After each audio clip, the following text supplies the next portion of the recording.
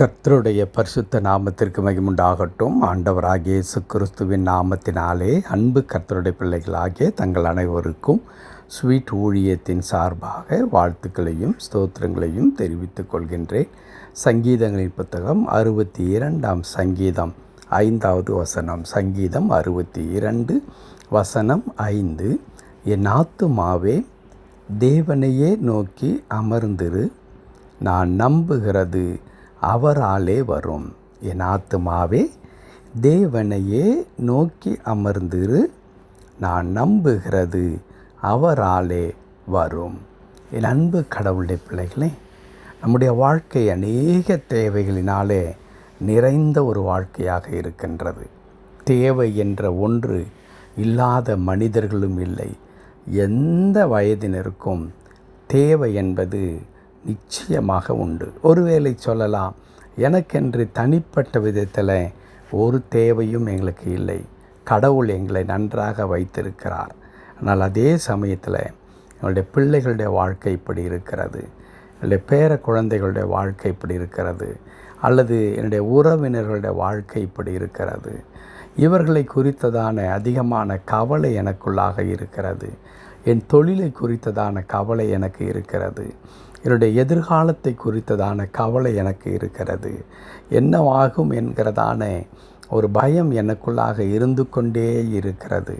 அது ஒவ்வொரு மாதத்தை துவங்கும் பொழுது மாத்திரமல்ல, ஒவ்வொரு நாளை துவங்கும் பொழுதும் எனக்கு அப்படித்தான் இருக்கின்றது என்று நாம் தேவைகளை குறித்து அல்லது நம்மை சூழ்ந்து நமக்குள்ளாக இருக்கிறதான கஷ்டங்களையும் பிரச்சனைகளை குறித்து அதிகமாய் கவலைப்படுகின்ற மக்களாக நாம் இருக்கின்றோம். அப்படிப்பட்ட நேரத்தில் நாம் என்ன செய்ய வேண்டும் என்று அறியாதவர்களாக விரக்தியின் விளிம்புக்கு சென்று ஏன் இந்த வாழ்க்கை என்ற கேள்விக்கு நாம் ஆளாகின்றவர்களாகவும் மாறிவிடுகின்றோம். ஆனால் என் அன்பு கடவுளுடைய பிள்ளைகளே, தாவீது ஒரு அற்புதமான ஒரு ஆலோசனையை தன் ஆத்துமாவை பார்த்து சொல்லுகிற வசனத்தை இன்றைக்கு நாம் வாசித்தோம். அவர் மிக அழகாய் சொல்லுகிறார், என் ஆத்துமாவே தேவனையே நோக்கி நீ அமர்ந்திரு, தேவனை நோக்கி அமர்ந்திரு என்று சொல்லி தன் ஆத்துமாவை பார்த்து, நீ கடவுளை நோக்கி அமர்ந்திருக்கின்ற காரியத்தை நீ கற்றுக்கொள்ள வேண்டும், நீ அதை பழக்கத்திற்குள்ளாக நீர் கொண்டு வர வேண்டும் என்று சொல்லி கொடுக்கிறதை நாம் பார்க்கிறோம். ஏன் தேவனை நோக்கி அமர்ந்திருக்க வேண்டும்?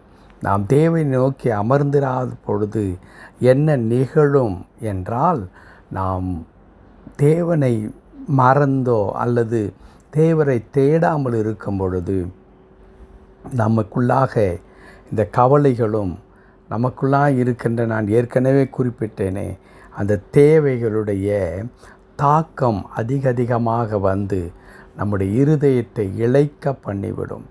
எப்பொழுது நம்முடைய ஆத்மா தோய்ந்து போகிறதோ அப்பொழுது நம்முடைய சரீர பிரகாரமான வாழ்க்கையும் அது பாதிப்புக்குள்ளாக்குகிறது.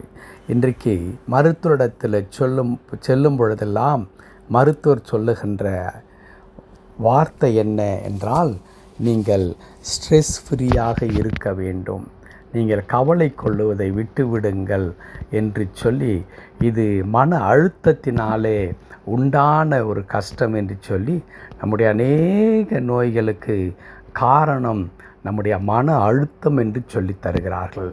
தாவீது அந்த மன அழுத்தத்தில் இருந்து நாம் வெளியே வருவதற்காக சொல்லப்பட்ட ஒரு அற்புதமான ஆலோசனை தான், என் ஆத்துமாவே நீ தேவனையே நோக்கி அமர்ந்திரு, கடவுளை மாத்திரம் நோக்கிப்பார். ஏனென்றால் அவர் ஒருவர் தான் நமக்கு உதவி செய்ய முடியும்.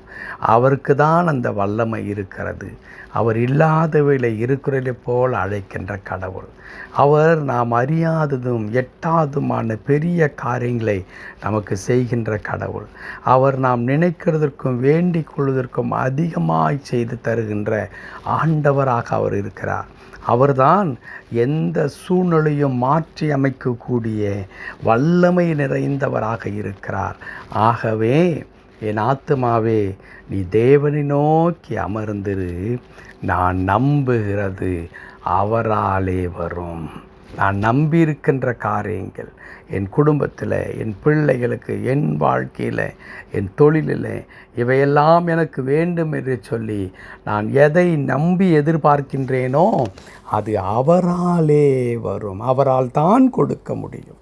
அவர் கொடுத்தால்தான் அது முழுமையாகும். அவர் கொடுத்தால்தான் அது நான் முழுமையாய் ஆசீர்வதிக்கப்பட்டவனாய் மாற முடியும். ஆகவே என் ஆத்துமாவே அவரை நோக்கி அமர்த்திரு என்று சொல்லி தருகிறார். என் அன்பு கடவுளுடைய பிள்ளைகளே, ஆம், நமக்கு அநேக தேவைகள் உண்டு, கவலைகள் உண்டு.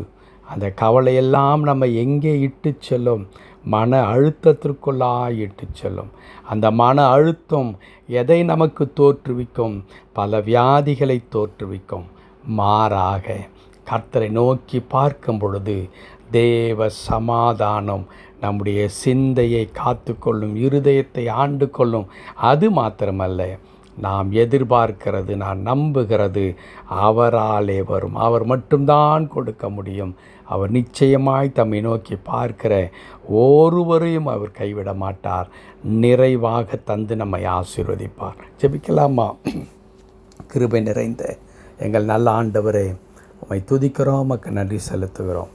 நாங்கள் நம்புகிறதை எங்களுக்கு வாய்க்க செய்கின்ற கடவுள், நாங்கள் எதிர்பார்க்கிறதை எனக்கு நிறைவாய் தருகின்ற ஆண்டவர், உம்மை நோக்கி கர்த்தாவே, ஆண்டவரே, எங்கள் ஆத்துமாவை உயர்த்துகிறோம்.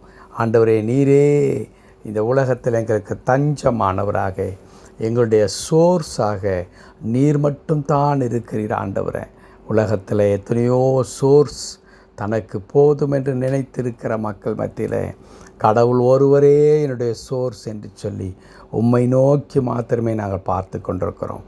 ஆண்டவர் எங்களுக்கு தயவாக இறங்கி எங்களுடைய கர்த்தாவே வாஞ்சைகள், விருப்பங்கள் யாவற்றையும் கர்த்தர் நிறைவேற்றி தந்து பிறர் முன்பாக நாங்கள் வெட்கப்பட்டு போகாதபடிக்கு தேவன் எங்களுக்கு கிருபை பாராட்டும்படியாக நாங்கள் ஜெபிக்கின்றோம். என்னுடைய இணைந்து ஜெபிக்கின்ற என் அன்பு கடவுளுடைய பிள்ளைகள் ஒவ்வொருவருக்காக ஜெபிக்கிறேன். உமது பிள்ளைகள் கடந்து செல்லுகிற பாதை உமக்கு தெரியும். உமது பிள்ளைகள் நம்பிக்கையோடு கூட கடவுளதை எனக்கு எப்பொழுது செய்வார் என்று எதிர்பார்த்து காத்திருப்பது உமக்கு தெரியும் சுவாமி. ஆம், தாவீது சொல்லுகிறாரே, நாங்கள் நம்புகிறது அவராலே வரும் என்று சொல்லி, அதே வண்ணமாய் தம்முடைய பிள்ளைகள் உம்மிடத்திலிருந்து எதிர்பார்க்கிற எல்லா நன்மைகளையும் நிறைவாய் தந்து நீர் ஆசீர்வதித்தருளும் பொறுப்படுத்திக் கொள்ளும். மீட்பர் நாமத்தில் பிதாவே, ஆமென், ஆமென்.